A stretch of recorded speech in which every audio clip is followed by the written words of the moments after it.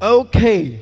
So my slides, I have a couple of slides, and when they were reading that profile, I wasn't really sure what they were talking about. I was excited about that person. For me, I'm just a regular entrepreneur like every one of you here, and I'm just excited about building businesses. And when I started off, if we can start with my slides quickly, so I can hit all of them and run my slides. I don't know if they're showing. Okay. So I'm going to run quickly because there's a lot I have to say. And I want you to please, as entrepreneurs, I'm sure you know this already, bring out your notebooks, bring out your pens. Please don't say you will put all the knowledge in your head. If you do that, I guarantee you that in 1 week's time, you only remember 25% if you're that smart of what I said today. I would encourage you, please take notes, please write. When you go back home, please bring out those notes, review them, and at the end of the day, make a decision. The most important thing any entrepreneur can do for himself is to take steps. When you don't take steps, I don't want you to be that person that will go to the grave and all the ideas will be asking, what did you do with the ideas that came to you? I want you to be that person that will die empty. God takes the glory, and you are excited about what you want to do.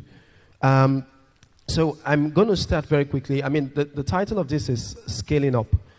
My own focus was to talk about my scale-up journey. So a lot of people know about FarmCrowdy.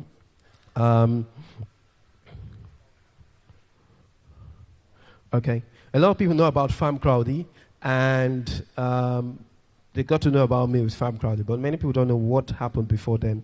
And so I'll quickly run through some of those things that happened that shaped me into what I was able to do with FarmCrowdy and even what we're doing today.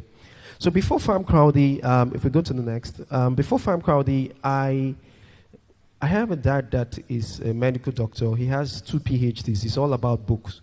He has a PhD in geriatrics medicine, another PhD in obstetrics and gynecology. In fact, he's doing the 3rd PhD in theology. My mom, on the other hand, keeps on telling him, that's your own. My mom is the one that told me to have 4 streams of income. And my 9-to-5 job was only one. So my mom was an entrepreneur through and through. My mom didn't care about the books. It was about how you making money. So I had a combination of these 2 people in my home. And maybe that's what drove me. I mean, the spirit of just going up and down, trying to do. I went to school for my dad. When I had the first class, I gave him the CV. I gave him the certificate, and I said, it's now time for me to work.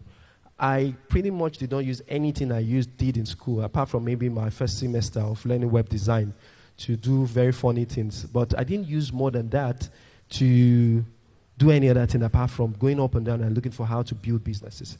While doing my businesses, I also was working in several organizations, and this is important for every entrepreneur in the house. If you're working today somewhere and you're deciding to build a business, or you currently have somewhere somebody's mentoring you and you're going through certain skill sets, learn every lesson you can gather from there, because tomorrow, when it's your turn to do it, you will either do it better because you learned, or you do it as bad as the person that did it with you because you learned nothing. My sister was speaking to me last night and telling me how frustrating her job was. I told her, how much have you learned about what the person that employed you did to get to that place before you tell me you want to leave that job? Because you only leave that job after you've learned everything you need to get from that job. This is important for entrepreneurs. I went through the process. And so I worked in a couple of organizations. One of them was British Council. It was maybe one of the best places I worked in. I mean, apart from FarmCrowdy. FarmCrowdy is now the best. British Council was maybe one of the best places I worked in because it was family. The emotional satisfaction we got there was beyond financial satisfaction. People didn't realize that we're not paid in pounds. They thought we were paid in pounds. They thought we were earning a lot. I was earning 80K. But we're living like I was earning 800,000 naira because of the kind of value and emotional satisfaction we got from working in that place. It pushed us, it challenged us to be better. Pretty much all the extra certificates I've had after school, I did all of them in British Council. I went on from British Council to join Deloitte as e-marketing coordinator to manage their web presence in 6 countries. And then that led me to my journey into the startup world in 2010. And in 2010, I joined a company called Wakana. I was staff number 17, I think. When the recruiter asked me about Wakana, I said, if she wasn't a Canadian, I called me with a Canadian number to tell me I want you to consider an opportunity in Wakan now. At that time, if you call Wakan now, like you're a fraudster. Because how will you tell me that there's a company called Wakan now? It didn't make sense to me. And so I told her, only because you're a Canadian, that's why I'm taking you seriously. And so when we went through the process, I joined them. I joined them as their online marketing manager to help them build their first website, their mobile websites and all. But beyond that I was excited about marketing. And I had a mentor that told me if I wanted to become an expert in marketing, I needed to learn not just online marketing, I needed to learn offline marketing, I needed to learn PR marketing, I needed to learn so many things around marketing. So I told the Canal team that I wanted to do more than just online marketing. They weren't so excited about it. And after a couple of issues back and forth, I then decided that, okay, I have to look for another organization to work with. While I was in Wakan now, I went on LinkedIn, which is another very important tool for any entrepreneur. Every business I've started, the first customers, I get them from LinkedIn. I have 14,000 connections on LinkedIn. I was able to harvest at least 10,000 emails before LinkedIn blocked that. Anytime I have a new product, I send my emails to those first 10,000 people. They are my first set of customers. So on LinkedIn, I went on LinkedIn and I started searching for organizations that were into e-commerce and I wanted to work with them. I saw a company called Rocket Internet in South Africa. They had a platform called Zando. Now, I wrote to them and said, I want you guys to consider coming to Nigeria because the Nigerian market is going to be big and blah, blah, blah, blah, blah. And they said, okay, yeah, we will consider it, but we're already in Nigeria. I'm like, are you serious? Yes, let's meet tomorrow. Okay, where? 4 Points Hotel. This 4 Points Hotel here. I was like, okay, at this time, something I didn't tell you, I've done a lot with websites. In my days of school, I could design websites to tell a girl that I like her. If I can't approach her, I'll design a website in her name, send her the website address. She gets the website address. It always worked for me. I had so many girls then in school because every time they get a website, I draw them to myself. I did websites for all the funny reasons. They tell me to do a presentation, I'll turn it into a website. So website design was very easy for me. It was my skill. I used my skill. And nobody should judge me. That was my days in school. I had so many websites. By the time I was done with school, I think I had like 20 websites. 15 of them were for girls. But now I've repented. And I've moved on from that life. Now, when I approached them, I said, okay, so you guys are around. They said, yes. They said, let's meet tomorrow. So what I did was I very quickly designed a website. I called it Divas and Blokes. And I hosted the website, and I went for that meeting. And when I got into the meeting, what I was doing was I didn't want to go to the meeting as an employee. I wanted to go into the meeting saying I have my own platform. I did quickly design the website. If you go in, when we got into the meeting and we started the conversation, they started saying to me, so, told me all their plans and what they wanted to do. I said, okay, so I've heard everything. So where do I fall into the plan? They said, oh, we want you to join us. I said, as what? An employee. I said, can't work. Why? I have a platform. A platform I designed by 7 p.m. previously. What platform? I said, it's called Divas and Blokes. It's an e-commerce platform. If you want me on board, you have to acquire my business. Or at least let us negotiate at that level where you're actually telling me to shut down my business to join you.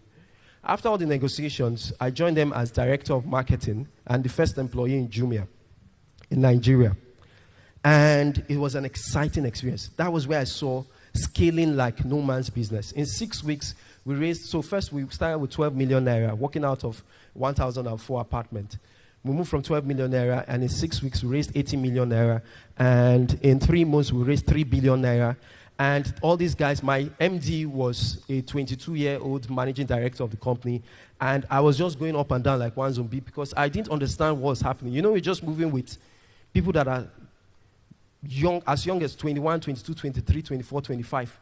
And they are moving things, and you're just in the middle of all of this, and you're seeing things happen. And it was dazing my eyes. And they just moved at scale, onto the point where the likes of Dangote will visit the office. There were entrepreneurs that are coming in, there were investors that are coming in. And I had to take a break. Because at some point, while things move as fast as that, I didn't know that in scaling up and in running fast, you bruise people. I was very particular about where I was coming from, which was British Council, where we understood family, we understood emotional connection. I then came to a place where we have grown from day one, we were 15 of us, I was the only Nigerian. There were other Nigerians, but they were based in the U.S., University of Pennsylvania. They used to recruit a lot of people from Harvard and from Oxford, so the Ivy League schools. So I was the only Nigerian based here. In fact, there was a day I passed out on the chair because I forgot to eat, because of the pace we were running at. And we were running so fast, and they were hiring people. And all of a sudden, we moved from 15 to 100, and 100 to 300 people. Over time, I resigned. I then said I wanted to do something else. So I consulted 3 months for GTB, helped them to launch SME Market Hub and their mobile apps for GTB mobile banking app as head of mobile and online marketing for 3 months. Then the CEO of Konga.com found out I had left. So he called me and said he wanted me to come on board. I said, I don't like e-commerce again. I've seen the culture there. He said, no, it's not like that. Here we are building, we're Nigerians. He sold to me, I bought it, and I joined. It was the same thing. They were scaling up, but they had some elements of we are Nigerians, so they understood themselves better. They were able to protect their own. But it was still the same thing. And they were raising money. I mean, they raised over, I think the valuation got to roughly around $300, $400 million within a short period of 2 to 3 years. A business that starts from valuation of zero gets to $300 and $400 million in 2 to 3 years. You can imagine how much was happening. So I resigned again. After 1 year, my mandate was to overtake Jumia in sales. I launched 4 Yakata sales. I don't know if you know Yakata. And after Yakata sales, a month later, I told them I was leaving. Because at that time, we had eclipsed Jumia, and a lot had happened, but a lot of things had gone down the drain I wasn't sure of. I'm saying my story because I'm going to get to the lessons. I left Konga and then said, it's time to do my own startup. I think I know everything I need to know. Let me build my own family. Let us do our own thing. Let's do it the right way. So, in fact, the decision to start my startup was one of the things that first made me to meet Pastor Godman. I joined Elevation Church. So because of the previous church I was in that church for 21 years. It wasn't easy for me to just leave. I started from children's class and grew all the way in the church. It wasn't easy for me to leave. So when I was making a decision to leave the church, it took me roughly about 4 or 5 months. I was going to different places. Eventually, I landed at the Enterprise Development Month of 2012.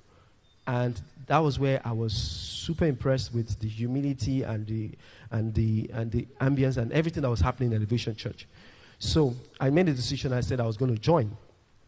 On the first Sunday of January of 2013, I came to church. I didn't know Pastor Godman was the pastor. I thought Pastor Tunde was the pastor. You know how Pastor Godman looks? You come in, you say, when they will tell me, this is the pastor. I said, no, this is the assistant. This is the pastor. This one has the swag. The other one is just calm. So I was arguing. So that first Sunday I came in and I saw him. He was one preaching. I said, okay, so this is the pastor. So after we were done with the service, I needed to make a decision to leave Konga because Konga was about to promote me or to start my business. I wrote an email to Pastor Godman that night by around 8 p.m. He responded by 2 a.m. I think that was one of the things that just won me over to Elevation. Like, with all the crowd of people, he still had time to respond to my email. I didn't know him. I just spoke to Timothy, was the PA then. And he gave me the email and I wrote. And he responded and he guided me. What he said was, so I was making a decision. In Konga, they wanted to make me do something else. But at the same time, I wanted to launch my business. And my business, if I took it on, I had an investor that would put in some money, $50,000. Versus I take this opportunity and I run with it.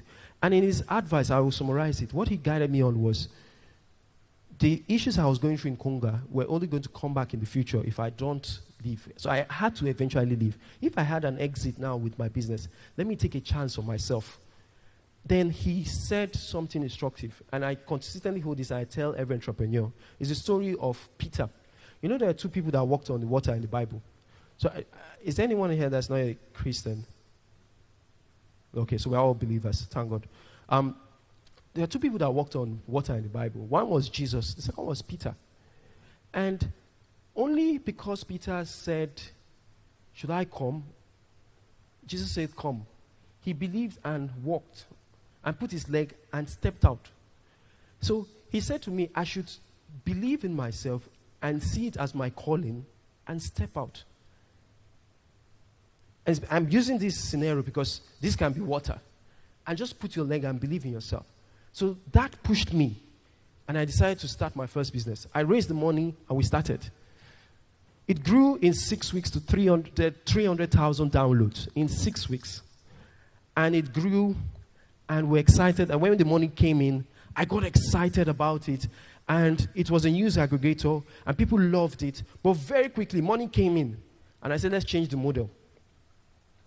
I changed the model and I did not realize when I was now using my house rent to pay salaries because we finished our money changing the model. What did we do? We're aggregating content for people before and giving it to them on their phones. We changed that to, we wanted to create our own content because we felt we had money.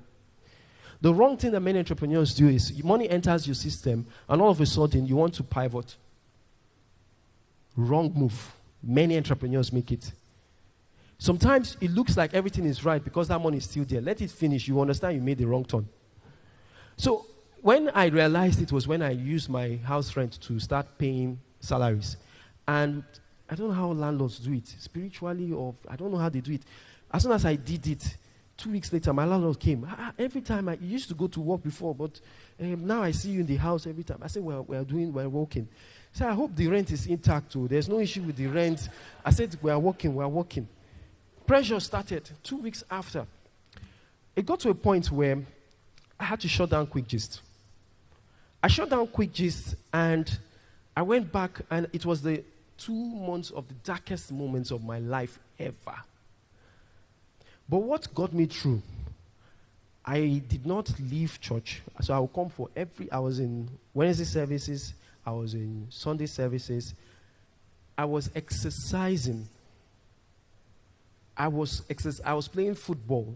I mean, you don't have work now. I was playing football every evening. And I kept my eyes open for what to do next. Not long, I then remembered that all the people I'm aggregating their content for, they had trashy websites. The website was ugly. So one of them was Guardian newspaper. The second was Business Day newspaper. The third was Daily Times. The fourth was City People. What I then did was, because I had a skill of web design, I went back, redesigned their websites, and then went to each one of them and presented their website to them and said, this is what your ugly website looks like. This is how much you're generating revenue. This is what your website can look like. So I didn't go to them to say, I want to design your website. No. I went to them and said, I can make your website look like this, and this is how much you generate in revenue. It took us barely 4 weeks after the darkest moment of my life for us to get to a place where we started earning about 8 million naira a month because Business Day, Guardian, Daily Times, City People. In fact, City People gave me 50% of their entire online presence. Guardian newspaper passed on all their online advertising to my firm. Business Day passed in fact, Business Day's online team became my staff. The staff that I couldn't pay salaries, I had to move them. Started distributing them to different organizations. And that was how we bounced back. But that wasn't for me what I wanted to do. And so, while doing that, I started looking for what else will I do with the startup space. Next slide. And some guys approached me and said they wanted to start another travel company. And they said they wanted me to help them launch it. I helped them launch it thinking that I was going to be part of it. Eventually, it didn't work out as I thought because I wasn't going to be part of it. I mean, even if I helped to start the business from scratch, I was the acting MD and got it off the ground. When it got into the conversations of equity, which was very important for me at this stage because of what I had known over time and what I had read, we couldn't arrive at a consensus. So I did that for 2 years, and then the FarmCrowdy story began. Next slide. While in Travel Better, I knew I was going to leave February of 2016. FarmCrowdy website went to live September 14. Between February 2016 and September 2016, I started saving 50% of my salary to get ready to launch FarmCrowdy. 50% from February to September. If you're working today, your job is actually your first capital you can put into your business to at least get your MVP running. So I took that and I started working on it. I started assembling the team. I started putting things together. I started learning. And then September, we went live. And now I'm going to run through FarmCrowdy scale part, and then I come back to the lessons learned. So very quickly, let's run to FarmCrowdy. When we started, We started with this lady in Oyo State. Her name is Adenike in Oyo State. We went to her farm and we got her. The concept was to get people's money, go and buy chickens. I'm using chickens for example now. That's where we started. Give her the chickens. She will raise it. We sell it for her and we split profit.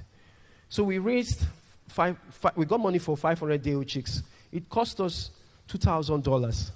It took us 6 weeks to get $2,000 on our platform to get money to this lady's farm. When we raised the 500 day chicks, she did a fantastic job. In fact, she will stay in the pen to make sure the birds are warm. We told her to make them 3.5 kg. It was September. By Christmas, we'll sell it to UBA Cooperative and make money. She did a fantastic job. Those birds weighed 3.5, 4 kg. We're excited. We thought that was the magic number. And we moved the birds from the farm and we're moving them to UBA Cooperative. The truck broke down. We lost 300 birds. 300. We couldn't tell her. We paid her money. There's no point. You want to break a woman's heart that has spent 3 to 4 months making sure she got your mandate right. She lost maybe 2 or 3 birds, and you tell her you lost 300. We had to refund some sponsors, and for the others that we couldn't work with, I'm telling you some of the things that happened in the first period. Some sponsors we had to refund, other sponsors we had to move to other farms. We started a tomato project. We didn't even start a tomato project. We wanted to start a tomato project. We heard that fire burnt the farm. We had to get the sponsors back to say, sorry, we can't do tomato again. We want to move you to another farm project. There were some very patient sponsors with us, thank God. One of our key founders left. All of a sudden, there were issues. I was speaking with somebody in the house yesterday about who's your right co-founder. Your right co-founder sometimes doesn't have to be always the person that has all the skill set that will complement you and give you something you want. Your right co-founder can be the person that gives you loyalty and is as passionate as you are to ride or die in that project. It's not always skill. That co-founder was with us for a CV, fantastic CV, but he left. I don't want to get into that. We used savings for months, and what I was earning as a salary, I started earning the tithe of it in my business for many months. The other co-founders brought in their resources. One of my co-founders is here, Christopher. He's also a member of the church.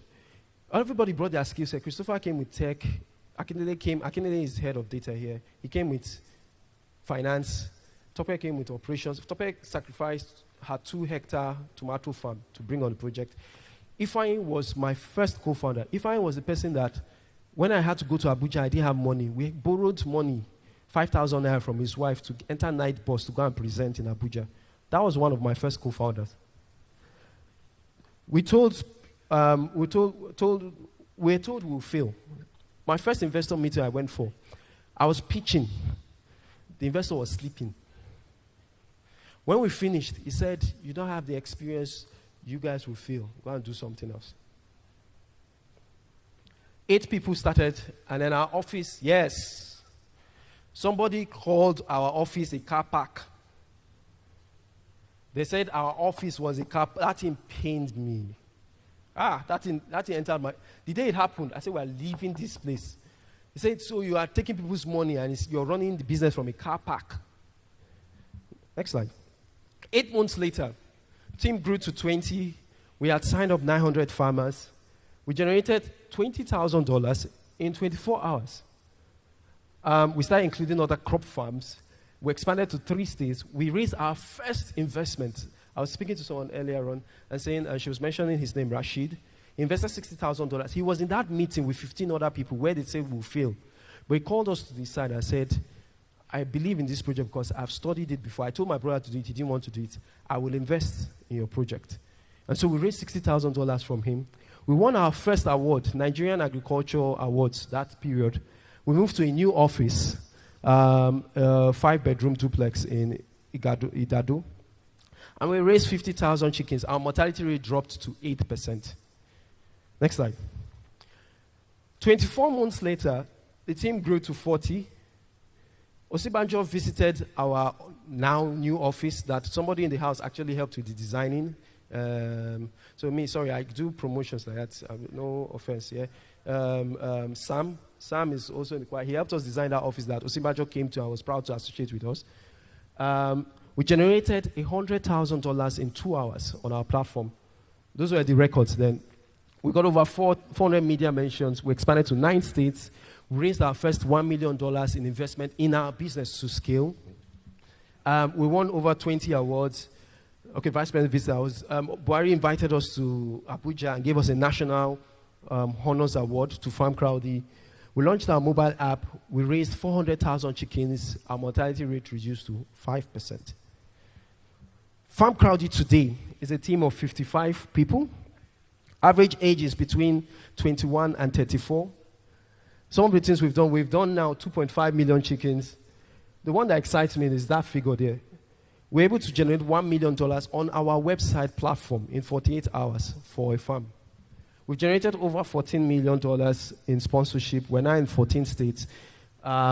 50,000 followers. Some of the awards we've seen, the recent one was the partnership with the Oyo State government with FarmCrowdy exclusively to engage 50,000 farmers. That happened last week. A lot of things have happened. And the future is that we have a platform called Crowdyvest. Crowdyvest is now, what we've done is, we've noticed that people are excited about investing in our platforms, but beyond the platforms we have for agriculture, we are now creating platforms for them to invest in other things focused around the SDG goals. And so we've taken infrastructure.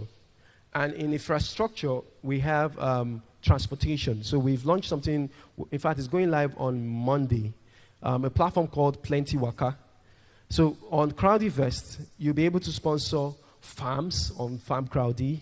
You'll be able to sponsor buses on Plenty Waka. In fact, on Plenty Waka, what will happen is, on Monday, 25 brand new buses will start going between Aja and CMS using an app that is like, it's like an Uber for buses platform. So people will order on that app, and it will go between Aja and CMS, 25 brand new buses. That's what we're starting with.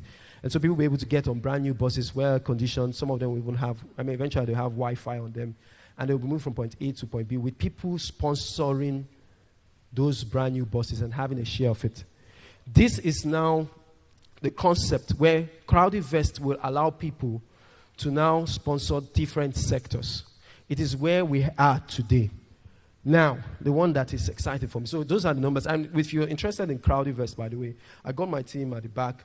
They'll be able to sign you up. If you want to sponsor, it starts from 60,000 naira. You own part of a bus, and then you'll be getting updates of your driver within a month.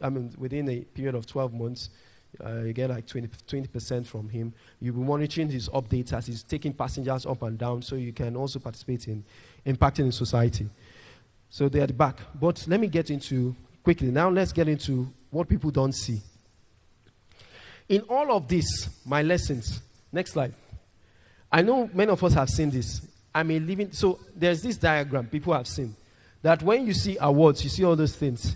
They don't see sacrifice, they don't see staying healthy, they don't see good habits, disappointments, growth, persistence. So I'm sure some of you, who hasn't seen this diagram before? Only one person hasn't seen it, so every other person has seen it. This is my own. Mistakes, sleepless nights. In fact, I slept by 2:30 this morning because I have this presentation. I'm going to Abuja. As soon as I'm done, I'm running to Abuja. I don't sleep. I like to sleep 8 hours. I don't remember when last I slept 8 hours again. I don't sleep. So I sleep if I get 6 hours of sleep, I will function normal. If I get 5 hours of sleep, I'll be grumpy by 5 p.m. the next day.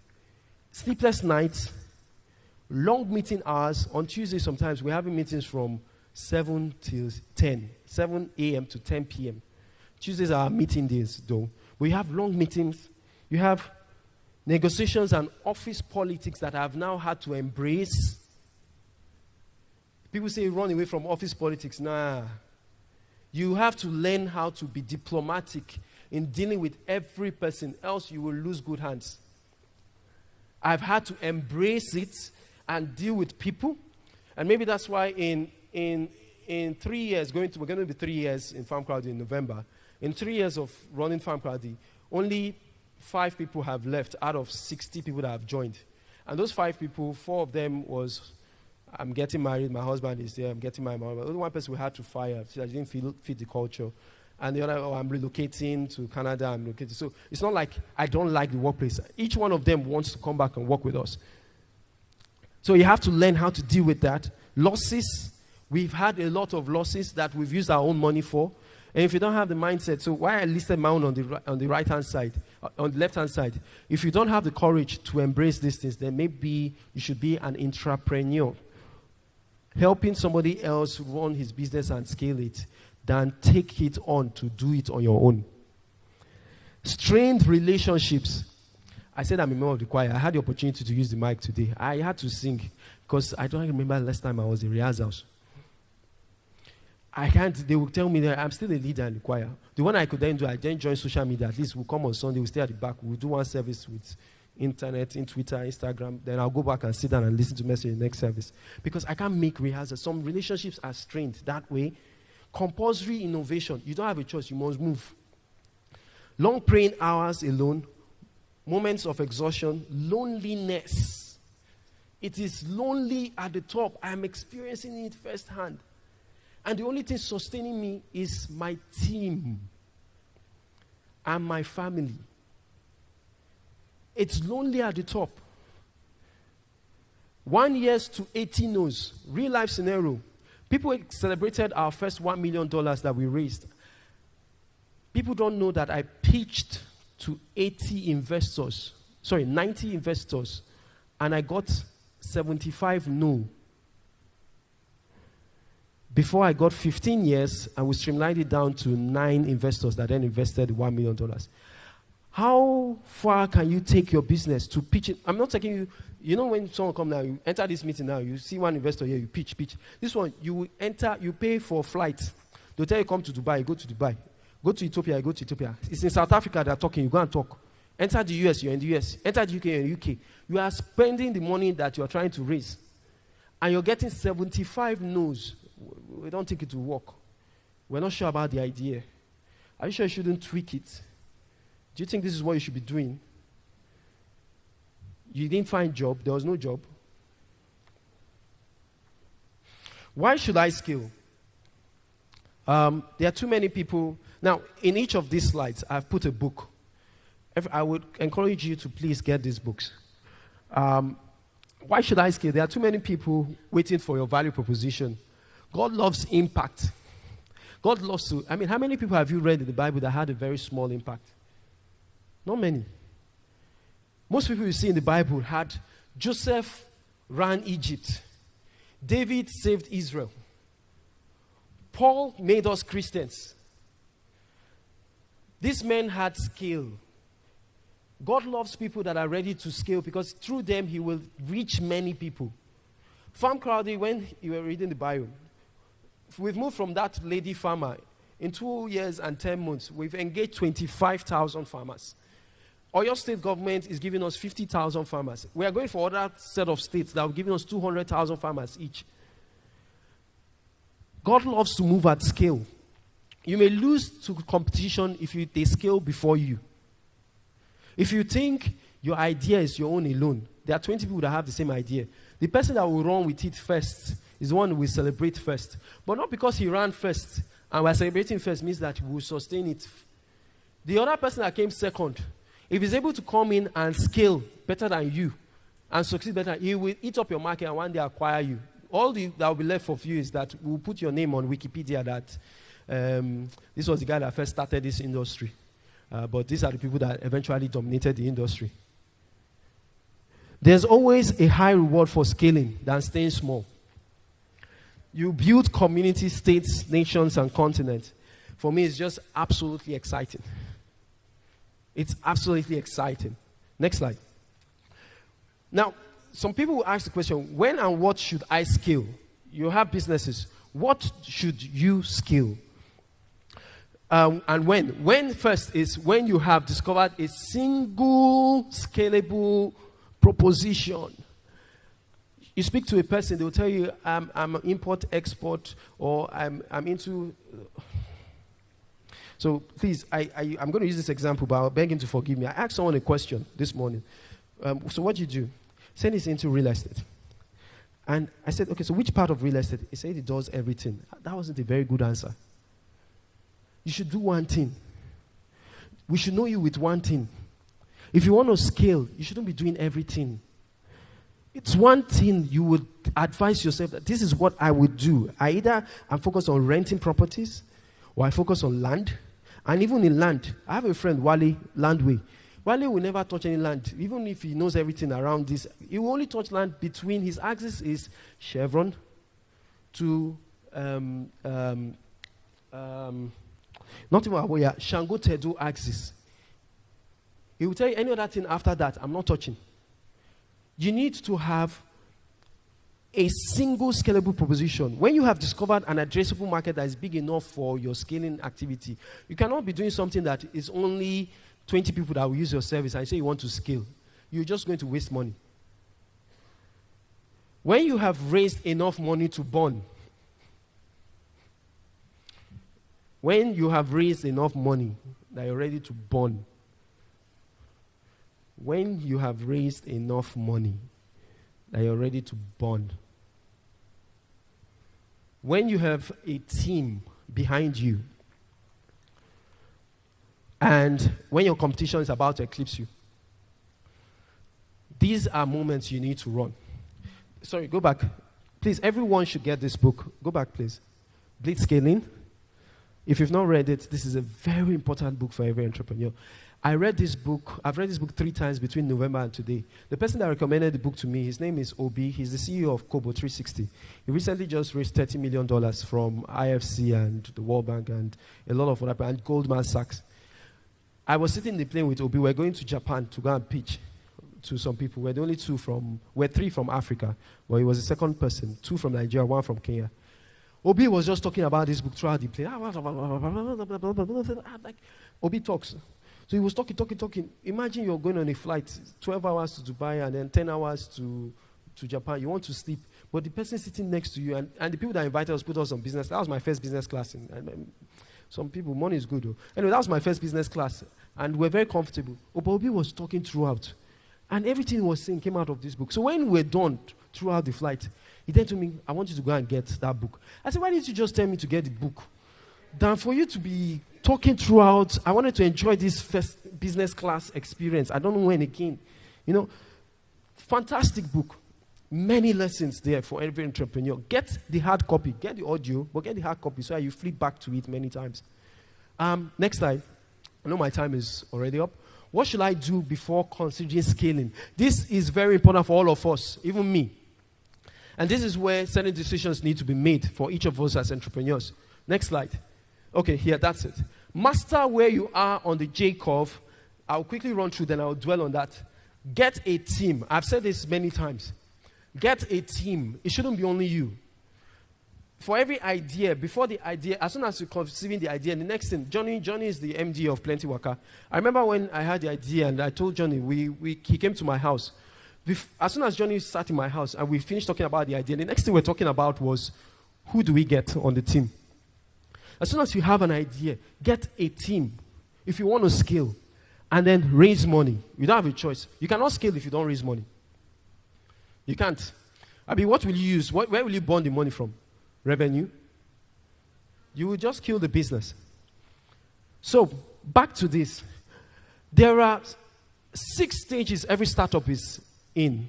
6. Many of the times, startups die in the first 3 stages. But entrepreneurs that are smart know where they are in the phase of their startup to know what they should be doing part-time. The first stage is the create stage. In the create stage is where you have the idea. It's where you're conceiving something new. It's where you're building the team. At that stage, it's all about creativity. That's where there's the bubble. That's where there's a lot of shaking. Everybody's excited. The second stage is when you release the idea. So, for instance, Plenty Wakada will go live on 09/09/2019. They've been trying to change that date. I said, God forbid, we must take that date. 09/09/2019.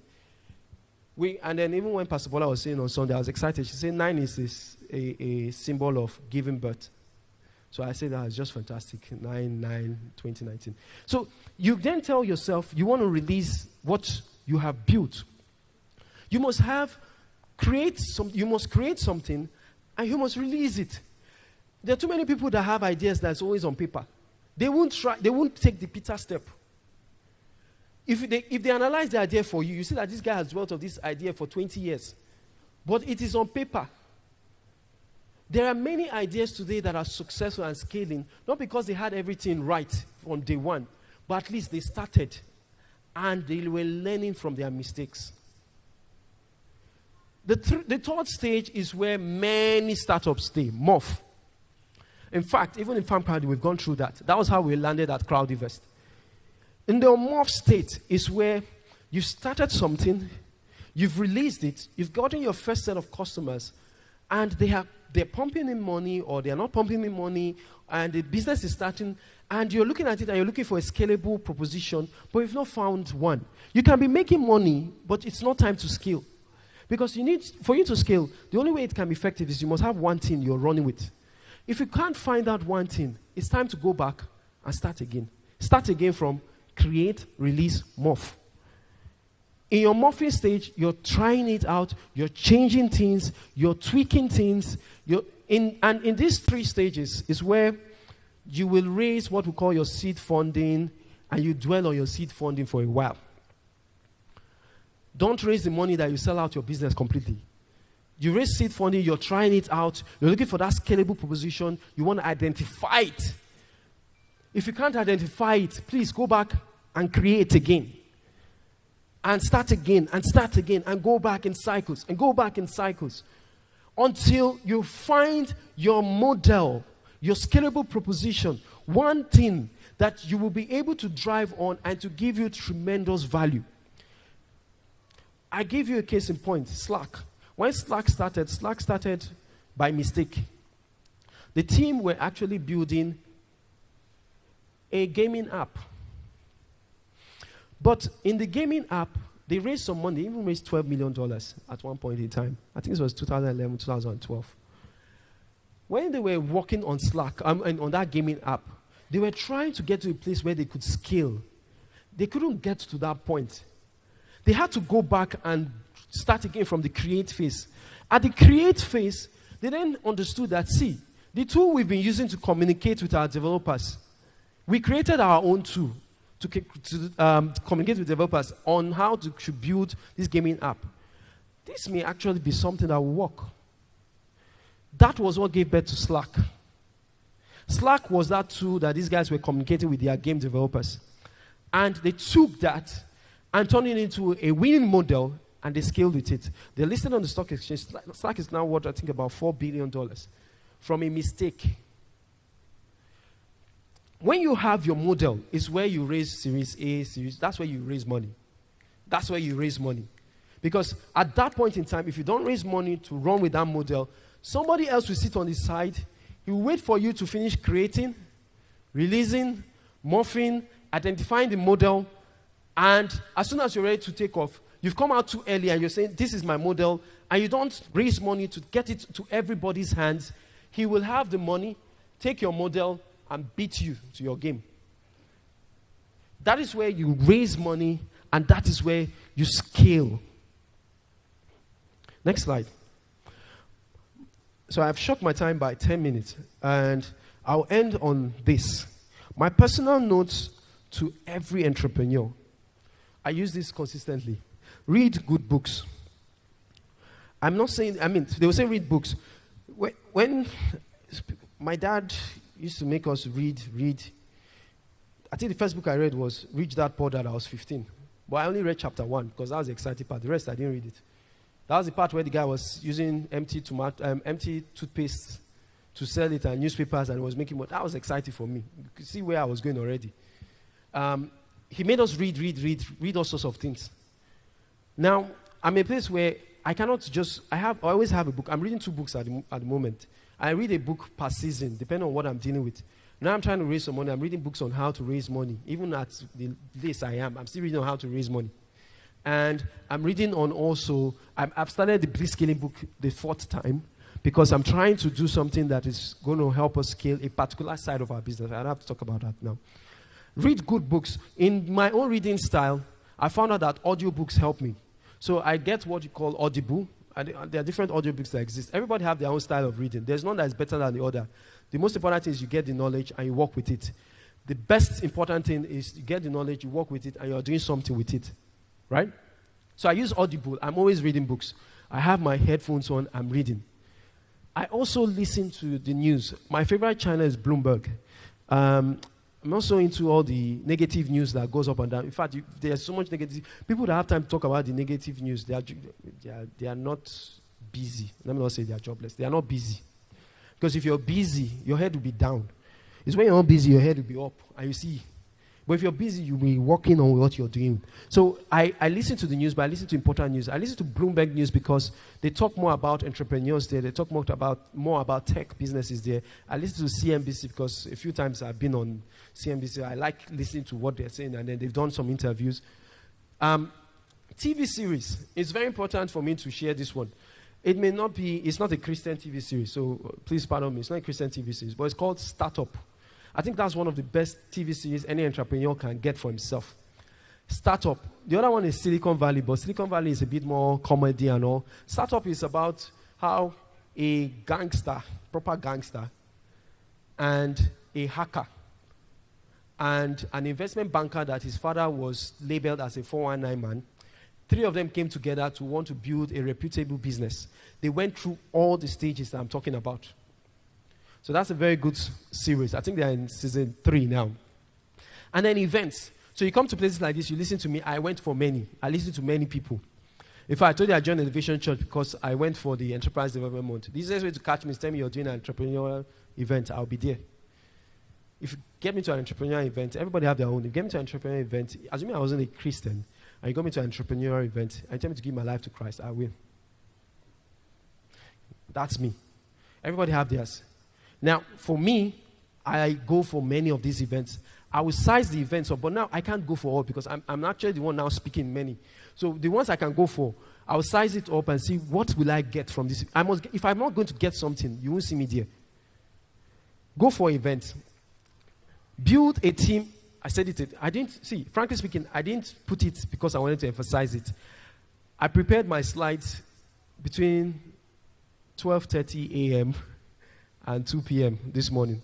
So I was just typing and putting things in, and then I wanted to. So as soon as I was done, I wanted to just send it to the team and then come into church. Anyhow I come in, just come and deliver and then move on. So I didn't realize I put build a team, a third time here. Useful networking. And how do you build a team with useful networking? Your team may be, your network is where you find your co-founders. You can't come for an event like this and tell me, I have an idea. And because they say we should start networking now, all of a sudden, see my co-founder. It's not done. People do it. You come for an event, they'll say network. Networking is good for you to build relationships. But those relationships are the best when you nurture it beyond that event. Not that because this person just ran his CV through you and then all of a sudden, that's my co-founder. I made that mistake. Your best co-founders are within your network. They are the best man in your wedding, your party in school, that guy that has your back no matter what. Some of the people that you will treat differently, but it's not that you feel all the roles with those kind of people. What we did in FarmCrowdy was, Ifeanyi was my first co-founder. My second co-founder was Akinlabi, who had been an accountant for my previous company before. And I was looking for an accountant, and he told me he wanted to join. The next co-founder was Christopher, I've known Christopher for 18 years. When I was doing all those funny websites, he was helping me to do the back end. I was doing the front end. And you have, Tope was in the choir. What made Tope join us was, I saw Tope do what she called Ojawara. 2 years before I had FarmCrowdy idea. She lost money, but she would go and borrow money from people to pay those people up. I saw integrity 2 years before I had my own idea.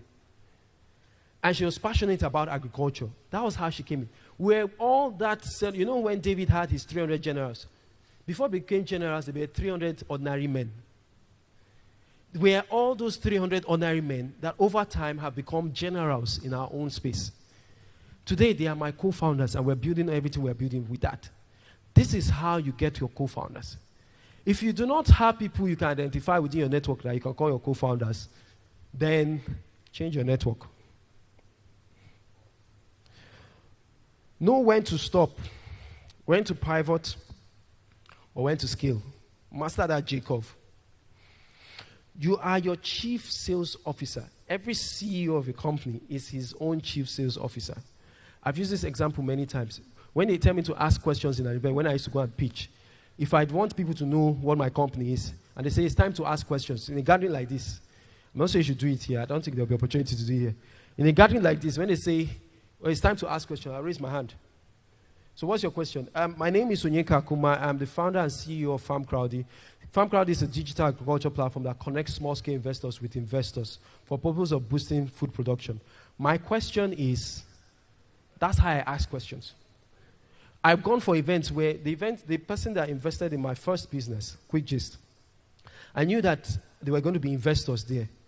And I was going to be speaking on stage, but I was speaking about a different business. So I wanted to still pitch my business. I told one of my, just the way I called my team members here, but that guy was one of my staff. I just need to help me take pictures. I told him when it's time to ask questions, he should stand up and ask, Onyeka, so I've heard about Quick Gist. You say you grew from 0 to 300,000 downloads in 6 weeks. How did you do it? It's not related to the event. So when the event was on, as we're presenting, when I was done with my presentation, I was the VP of marketing in Conga. I'd done my own presentation and we're done. So the people there, the guy just got up, Ifeanyi Abraham, he just got up. I have a question. Onyeka, so what happened with Quick Gist? You grew from 600. By the time it was done, I answered him. I already had my answer. I said everything I wanted to say. By the time we're done the event, when I went to go and have tea, the guy that invested the first $50,000 came to meet me with the tea. Say, so tell me about Quick Gist. You are your chief sales officer. You need to consistently find ways to sell. If you cannot sell, then get somebody else to sell for you. And you focus on something else. Not everyone is a salesperson. Not everyone. And because you're not a salesperson, doesn't mean you will suppress the person that's helping you to sell. Let him do his own bit. You focus, maybe you're good with strategy with people. Focus on that. It's all for the collective good. And then you don't have a unique IP. I'm sorry to burst bubbles. I've met people that say, you must sign NDA before I'll share my idea. Stay with your idea now. Somebody else will come and share it with me. You must sign. How many people have you seen? So have you heard someone say, I sue them because they signed an NDA in this country? The only IP you have is that you have an idea that you start with, you scale with, and everyone knows that you're the one that started XYZ. Period. Today, in FarmCrowdy, when I was pitching FarmCrowdy idea, so many people were all over the place. Why are you sharing your idea like this? I had to share it because I wanted to raise money. We started FarmCrowdy, right? We're the only ones doing it in Africa. In fact, across the world, there was only one other platform that had something similar to the FarmCrowdy model. It was in the Philippines. It's called We Grow, right? Grow Asia. That was the only other platform that did something similar. When we started, and today, in 2 years and 10 months, there are 32 other people that have copied us. 32. I praise Nigerians. 32. And every time people ask me, I say, do you realize there's so many other opportunities in other sectors? Even in agriculture. Why is somebody not doing logistics? Why is someone not focused on logistics? Why is someone not focused on drones? Why is someone not focused on warehousing? Why is somebody not focused on how you save the perishables? And there are people doing that. But rather, somebody will sit down and wait for somebody. So you don't have any IP. All you have is an idea. In fact, you have 20 ideas. The only idea that's for you is the one that all your resources within your network can help you achieve. Your people, your skill, your experience, that's the idea. Don't get confused with the other 19. And as you have one idea, there are other 20 people that have the same idea. It's only if you start first and run that you get things done. Thank you very much.